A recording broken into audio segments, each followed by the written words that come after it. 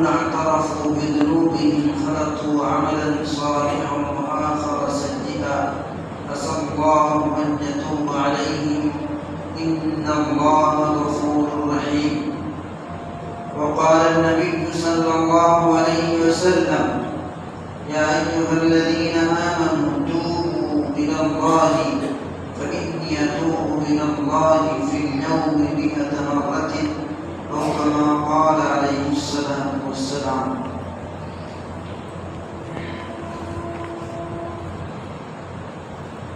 محترم اور معزز حاضرین گرامی، اللہ رب العزت نے انسان کے اندر 2 مادے پیدا کیے ہیں۔ اللہ تعالیٰ نے انسان کے اندر جہاں نیکی کا مادہ بنایا ہے، وہی برائی کا مادہ بھی پیدا کیا ہے۔ انسان سے برائی ہو جانا، گناہ سرزد ہو جانا کوئی برا نہیں ہے، اس لیے کہ دونوں تقاضے اچھے بھی اور برے بھی، دونوں دائرے اچھے بھی اور برے بھی اللہ رب العزت کے بنائے ہوئے ہیں۔ اللہ تعالیٰ کی ایک مخلوق ایسی ہے جو صرف اور صرف نیکیاں ہی کرتی، اس کے اندر برائی کا کوئی مادہ نہیں ہے، وہ ہے فرشتے۔ وہ کبھی برائی نہیں کر سکتے، ان کے اندر برائی کا مادہ ہی اللہ رب العزت نے نہیں بنایا۔ اور ایک مخلوق ہے شیطان، وہ کبھی نیکی نہیں کر سکتا، اس کے اندر برائی کا مادہ ہے۔ انسان دونوں سے مرکب ہے، انسان کے اندر دونوں مادے اللہ تعالیٰ نے بنائے، وہ نیکی بھی کرے گا، برائی بھی کرے گا، اس سے نیکی بھی ہوگی، برائی بھی ہوگی۔ لیکن اس برائی کو کر لینے کے بعد اس پر باقی رہنا اور اس سے توبہ نہ کرنا، معافی نہ مانگنا، یہ برا ہے۔ گناہ ہو جانا کوئی برا نہیں ہے، انسان سے گناہ ہوگا۔ فَأَلْهَمَهَا فُجُورَهَا وَتَقْوَاهَا، اللہ رب العزت نے انسان کے نفس میں گناہ کا تقاضا بھی پیدا کیا ہے، فجورها وتقواها، اور تقوی کا تقاضا بھی پیدا کیا ہے۔ دونوں تقاضے اللہ رب العزت نے پیدا کیے۔ تو برائی ہو جانا کوئی برا نہیں ہے، اس لیے کہ وہ اللہ تعالیٰ ہی کی طرف سے ہے، لیکن برائی کر لینے کے بعد اس پر باقی رہنا، اس سے توبہ استغفار نہ کرنا، یہ برا ہے۔ اس لیے کہ اللہ تعالیٰ نے جہاں پر انسان کے ساتھ نفس اور شیطان کا زہر لگا دیا ہے کہ شیطان انسان کو بہکاتا ہے، گناہ پر آمادہ کرتا ہے، اس کا نفس اس کو گناہ پر آمادہ کرتا ہے، بہکاتا ہے۔ یہ دونوں زہر ہیں، شیطان اور نفس، یہ دونوں انسان کو جہنم کی طرف لے جانے کی کوشش کرتے ہیں، دونوں انسان کے دشمن ہیں۔ یہ گویا کہ انسان کے لیے زہر ہے، نفس اور شیطان۔ جیسے اللہ رب العزت نے نفس کے لیے زہر کو پیدا کیا، جیسے انسان کے واسطے زہر بنایا ہے نفس اور شیطان، وہیں پر اس کا توڑ بھی بنایا ہے، تریاق جس کو بولتے ہیں، زہر کو دور کرنے کا ذریعہ۔ توبہ اور استغفار یہ انسان کے لیے، اس کے گناہوں کے لیے تریاق ہے، گناہوں کو ختم کرنے کا ذریعہ ہے۔ جب بندہ گناہ کر لیتا ہے، اس سے گناہ سرزد ہو جاتا ہے، تو اس کے دل پر نقطہ لگ جاتا ہے، دل کے اوپر اثر پڑ جاتا ہے، زخم لگ جاتا ہے گناہ کرنے کی وجہ سے۔ جب وہ توبہ کرتا ہے، استغفار کرتا ہے، معافی مانگتا ہے، تو اس سے اس کا دل صاف ہوتا ہے۔ بارش نہ ہونے کی بہت سے جو وجوہات بیان کی گئی ہیں، اس میں ایک بڑی وجہ بندوں کے گناہ ہیں۔ ہمارے اپنے اعمال کی وجہ سے ہر طرح کا فساد، ہر طرح کی مصیبت آتی ہے، اس سے کسی کو انکار نہیں کہ آنے والی مصیبت، آنے والی سزا، آنے والا فساد یہ ہمارے اپنے اعمال کے نتیجے ہیں۔ ظہر الفساد فی البر والبحر بما کسبت ایدی الناس، خشکی میں اور تری میں جہاں کہیں بھی فساد ہوتا ہے، فساد سے مراد بگاڑ ہے، مصیبت ہے، وہ بما کسبت ایدی الناس، لوگوں کے اپنے ہاتھوں سے کیے ہوئے اعمال کے نتائج ہیں۔ ہم نے جو کیا وہ ہمارے سامنے ہے، ہمارے اپنے اعمال کا نتیجہ ہے۔ بارش اللہ رب العزت کی بڑی نعمت ہے، پانی ایک ایسی عظیم نعمت ہے کہ اس سے کوئی انکار نہیں کر سکتا، کوئی جاندار اس کے بغیر جی نہیں سکتا۔ اللہ رب العزت کی ایسی نعمت ہے، وہ اگر رکی ہوئی ہے تو اس کے اسباب میں بڑا سبب بندوں کے گناہ ہیں۔ ایسے موقع پر بندوں پر یہ ضروری ہوتا ہے کہ اپنے گناہوں سے توبہ کرے، استغفار کرے۔ جتنی کثرت سے توبہ اور استغفار کریں گے، گناہ کی معافی ہوگی، اتنا زیادہ امکان اللہ رب العزت کی طرف سے بارش کے اترنے کا ہوگا۔ اس لیے موقع ہمارے لیے اپنے گناہوں سے استغفار اور توبہ کا ہے کہ ہم لوگوں سے اگر گناہ سرزد ہوئے ہیں تو گناہ کا ہو جانا کوئی برا نہیں۔ میں نے پہلے کہا کہ اللہ تعالیٰ نے انسان کے اندر دونوں مادے رکھے ہیں، برائی کا بھی اور نیکی کا بھی۔ وہ نیکی بھی کر سکتا ہے، برائی بھی کر سکتا ہے۔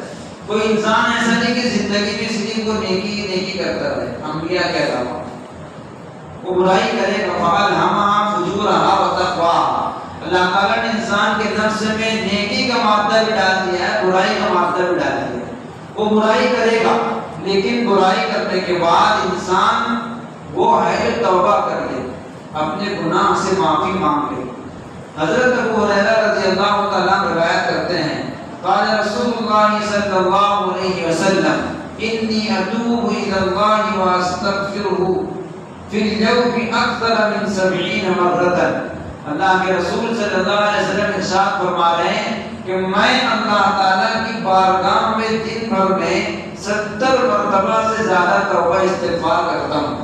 یہ وہ شخصیت میں رہی ہے جس کے بارے میں اللہ رب العزت نے لیغفر لک اللہ ما تقدم من ذنبک وما تأخر ارشاد فرمایا کہ اے نبی آپ کے اگلے پچھلے گناہ اگر ہوتے بھی تو سب کے سب بخش دیے گئے، آپ کے ذمہ کوئی گناہ نہیں ہے، لیکن پھر بھی آپ دن بھر میں 70 مرتبہ سے زیادہ استغفار کرتے تھے، اللہ تعالیٰ کی بخشش چاہتے تھے، توبہ کرتے تھے۔ جب آپ کے ذمہ کوئی گناہ نہیں ہے، آپ اتنی کثرت سے استغفار کرتے تھے، ہم لوگوں کو تو 24 گھنٹہ نہ جانے کتنے گناہ ہوتے ہیں، غیر محسوس طریقے سے گناہ ہوتا ہے، اتنے گناہ ہوتے ہیں کہ ہم کو اس کا احساس بھی نہیں ہوتا۔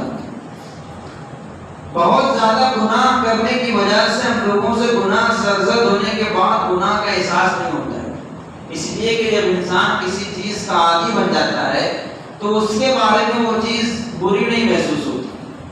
جیسے مثال کے طور پر ابھی آپ کی مسجد کے امام صاحب بیڑی پینے لگے کھڑے ہو گئے تو لوگ دیکھ کر کیا بولیں، کتنا خراب لگ رہا ہے، مسجد کے امام صاحب بیڑی پی لیے، اور ایک دن بھر پینے والا شخص پیے گا تو کوئی بری بات نہیں ہے، اس لیے کہ وہ اس کا عادی ہے۔ تو جو شخص جس چیز کا عادی بن جاتا ہے اس کو وہ چیز بری نہیں لگتی۔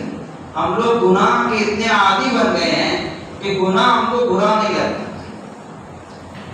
جب ہم سے گناہ غیر محسوس طریقے سے سرزد ہو رہے ہیں، ہم دن بھر میں نہ جانے کتنے گناہ ایسے کرتے ہیں جس کا ہم کو احساس نہیں ہوتا، ہم اس کو گناہ سمجھتے ہی نہیں۔ جیسے بہت واضح اور موٹی سی مثال نماز ترک کر دینا ایک بہت بڑا گناہ ہے، کبیرہ گناہوں میں سے گناہ ہے، لیکن ہم سے نماز چھوٹتی ہے، ہم کو اس کا احساس نہیں ہے۔ نماز چھوڑ دینے کے بعد ہم کو یہ محسوس نہیں ہوتا کہ ہم نے بہت بڑا گناہ کر لیا۔ بیٹھے بیٹھے ہم لوگ کسی کی غیبت کر دیتے ہیں تو ابھی ہم کو احساس ہوا غیبت کرنے کے بعد کہ میں نے بہت بڑا گناہ کر لیا۔ الغیبت اشد من الزنا، اللہ کے رسول صلی اللہ علیہ وسلم کا ارشاد ہے کہ غیبت زنا سے بھی زیادہ سخت گناہ ہے۔ لیکن ہم کو اس کا احساس نہیں، اس لیے کہ ہم عادی بن گئے ہیں۔ جھوٹ بولنا بڑے گناہوں میں سے بہت بڑا گناہ ہے۔ دن بھر میں ہم لوگ اتنے جھوٹ بولتے ہیں کہ ہم کو جھوٹ بھی سچ لگتا ہے۔ یہ وہ سب گناہ ہے جو ہم لوگ کرتے ہیں، ہم کو اس کا احساس نہیں ہوتا ہے، غیر محسوس طریقے سے گناہ سرزد ہوتے ہیں۔ اس لیے ہم کو بھی کثرت سے توبہ استغفار کرتے رہنا چاہیے تاکہ ہونے والے گناہ دھل جائیں، دل پر باقی نہ رہیں، ورنہ وہ باقی رہتے وہ نقطہ پڑھتے پڑھتے دل سیاہ ہو جاتا ہے، دل سخت ہو جاتا ہے، اور پھر اس پر کوئی نیک بات، کوئی اچھی بات، کوئی قرآن شریف کی آیت یا کوئی حدیث اثر نہیں کرتی۔ تب ایسے کہ ہمارا دل اس طرح سخت بن جائے، ہم کو کثرت سے توبہ کرتے رہنا چاہیے۔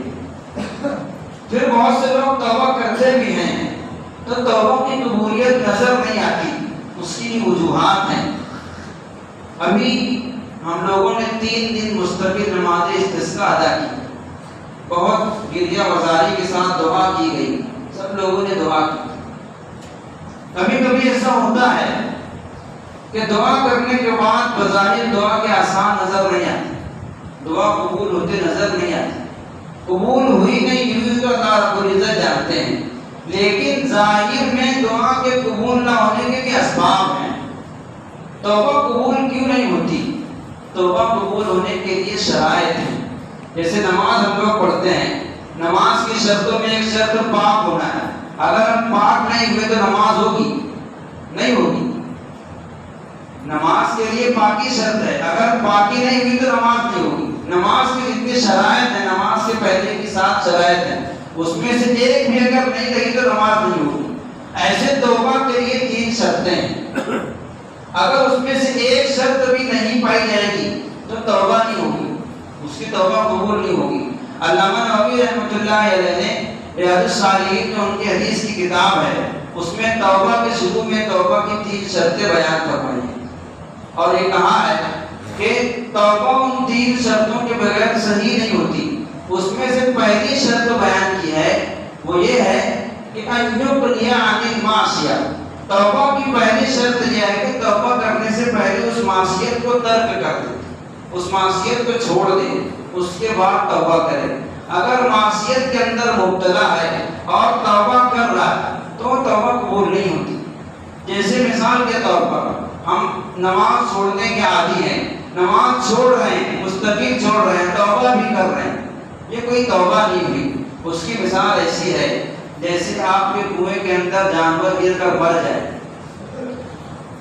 اب آپ نے کسی سے مسئلہ پوچھا، مجھے 200 ڈول پانی نکالنا پڑے گا، آپ 200 کی بجائے 2000 نکال دیے، لیکن وہ مرا ہوا جانور کنویں کے اندر ہی پڑا رہا، تو کیا کنواں پاک ہو گیا؟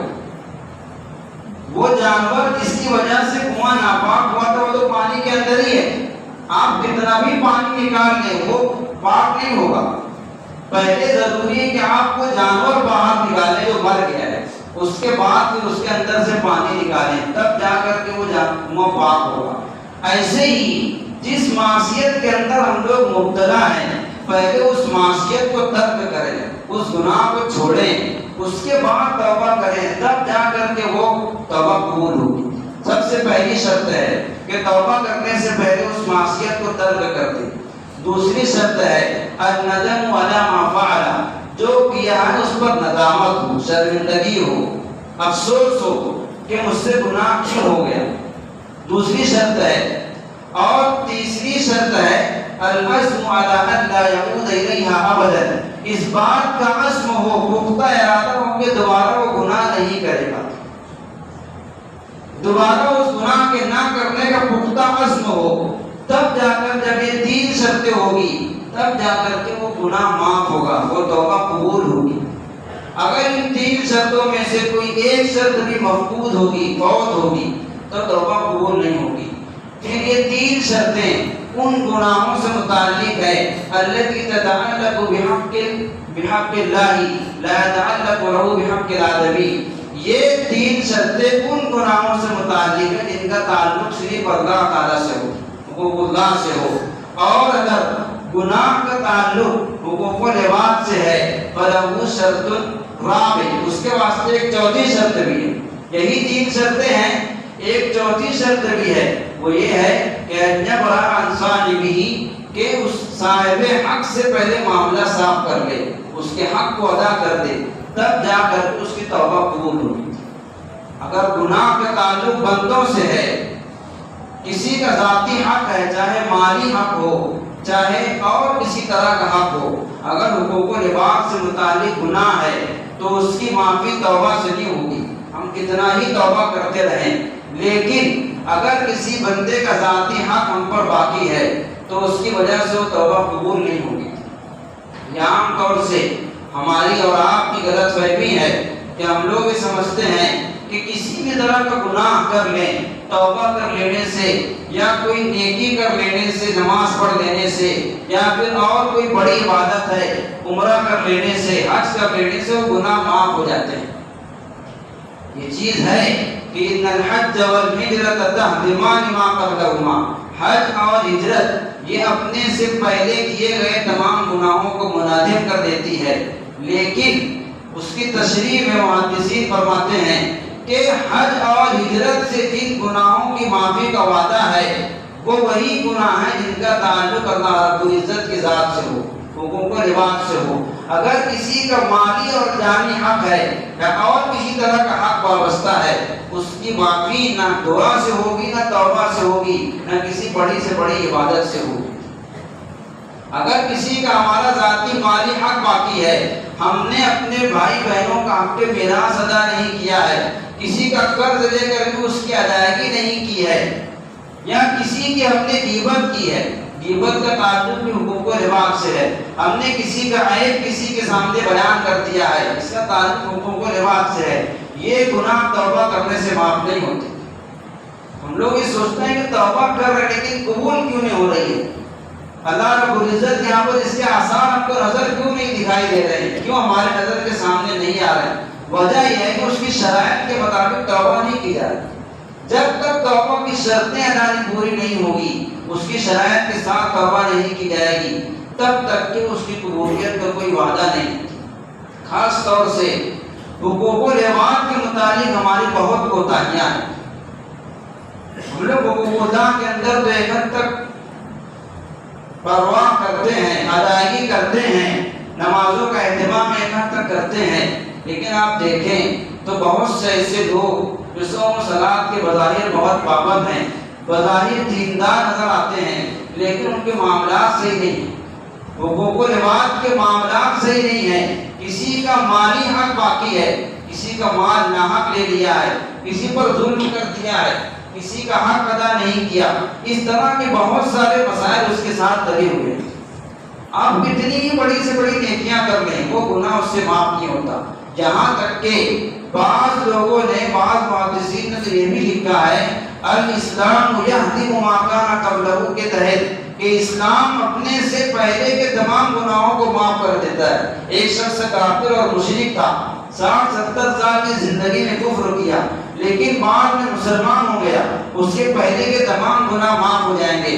لیکن اگر کسی کا مالی حق باقی ہے تو بعض محدثین فرماتے ہیں کہ وہ اسلام لانے سے بھی معاف نہیں ہوگا، مالی حق اس کو ادا کرنا ہی پڑے گا۔ ہم میں سے ایک بہت بڑی تعداد ان لوگوں کی ہے جنہوں نے اپنے بھائی بہنوں کے حق کے میراث کو برابر ادا نہیں کیا، ان کا حق لے کر کے بیٹھ گئے، جب تک کہ حرام میں ایک لقمہ بھی پیٹ کے اندر جائے گا دعا قبول نہیں ہوتی۔ اللہ کے نبی صلی اللہ علیہ وسلم نے ارشاد فرمایا، حضرت براء بن عازب کی روایت ہے، ان اللہ تعالی امر بالمؤمنین ما امر به المرسلین، اللہ تعالی ایمان والوں کو بھی اسی چیز کا حکم دیتے ہیں جس کا حکم پیغمبروں کو دیتے ہیں، اور وہ حکم یہ ہے یا ایھا الرسل کلوا من الطیبات واعملوا صالحا، اے پیغمبروں اللہ رب العزت کے لیے نیک اعمال کرو اور پاکیزہ رزق کھاؤ، کلوا من الطیبات، پاکیزہ روزی کھاؤ، واعملوا صالحا، اور نیک اعمال کرو۔ اور اسی کا حکم مسلمانوں کو بھی دیا ہے، یا ایھا الذین آمنوا کلوا من طیبات ما رزقناکم، اے ایمان والو ہمارے دیے ہوئے رزق میں سے پاکیزہ رزق کھاؤ، حلال رزق کھاؤ۔ اور پھر اس کے آگے اللہ کے رسول صلی اللہ علیہ وسلم نے ارشاد فرمایا، ان الرجل لیأتی السفر، کوئی آدمی لمبا سفر کر کے آتا ہے، دور دراز سے آتا ہے، اشعث اکبر، بڑا گندا بال، بڑا گندا حال ہے، حالت اس کی بدل گئی ہے، اور وہ ہاتھ اٹھا کر کہتا ہے یا رب یا رب یا رب، دعا کرتا ہے، گڑ گڑا کر دعا کرتا ہے، لیکن اس کا حال یہ ہے کہ مأکلہ حرام، مشربہ حرام، اس کا کھانا حرام ہے، اس کا پینا حرام ہے، غذی بالحرام، یا حرام سے اس کو غذا دی گئی ہے، فأنیٰ یستجاب لہ، اس کی دعا کیسے قبول ہوگی؟ اگر حرام اور ناجائز ایک لقمہ بھی ہمارے پیٹ میں جائے گا، اس سے دعا قبول نہیں ہوتی ہے۔ ہم لوگ اپنی روزی حلال کریں، روزی کو حلال کرنے کی کوشش کریں، ہر طرح کے ناجائز اور حرام سے بچنے کی کوشش کریں۔ کبھی کبھی ایسا ہوتا ہے کہ ہم لوگ کاروبار کرتے ہوئے جھوٹ بول کر مال فروخت کر دیتے ہیں، ناجائز ہے۔ دھوکہ دے کر مال فروخت کر دیتے ہیں، ناجائز ہے۔ ہم مالک اور سیٹ ہیں، مزدوروں پر ظلم کر کر کے ان سے کام کروا لیتے ہیں، ناجائز اور حرام ہے۔ ہم لوگ اگر مزدور ہیں، مالکوں کے وقت میں کمی کر دیتے ہیں اور پابندی نہیں کرتے، ناجائز ہے۔ یہ سب چیزیں ہمارے اعمال پر، ہماری زندگی پر اثر انداز ہوتی ہیں غیر محسوس طریقے سے۔ اس لیے اپنی غذا کو حلال کرنے کی کوشش کریں۔ جب ان تمام چیزوں کو سامنے رکھ کر توبہ کی شرائط کو پورا کر کے آپ توبہ کریں گے تو اللہ رب العزت کے یہاں پر توبہ قبول ہوگی۔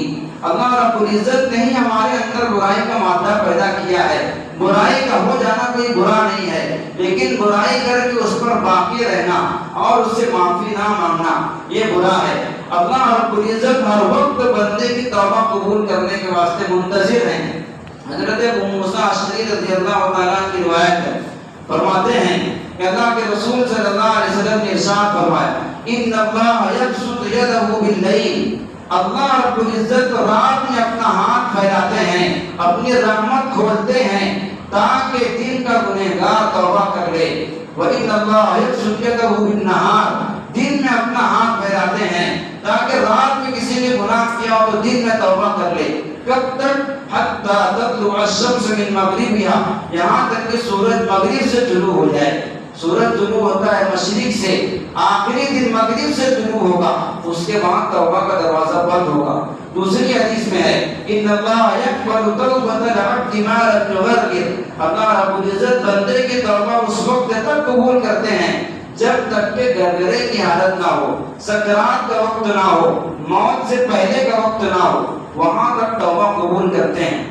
ہم سب کے لیے موقع ہے، اللہ رب العزت نے موقع دیا ہے، توبہ کریں، استغفار کریں، اپنے گناہوں پر شرمندہ ہوں، گناہوں کو چھوڑنے کا عزم کریں اور پھر اللہ رب العزت کی بارگاہ میں معافی مانگیں، توبہ کریں۔